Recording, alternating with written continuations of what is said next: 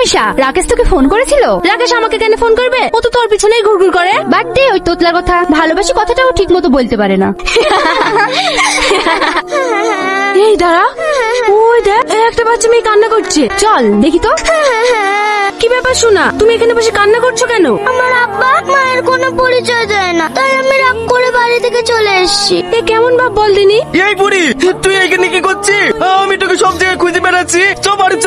দাঁড়া, মেয়েটা রাস্তা রাস্তা ঘুরে বেড়াচ্ছে, আপনি কোনো খোঁজ নেননি? আরে খোঁজ নেই না কেন বুঝতে পারছি নি? এই মেয়েটার মাকে মেরে ফেলে অন্য একটা মেয়েকে বিয়ে করেছে। কি আমল তোমার বলছো? তাহলে আপনার মেয়েকে মায়ের পরিচয় দেন না কেন?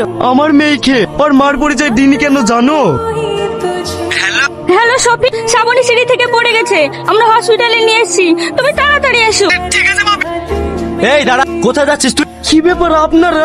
হ্যাঁ আমরা, আমার মেয়েটা মরে গেছে না বেঁচে আছে সেটা দেখতে এসেছি। আপনি কি বলছেন?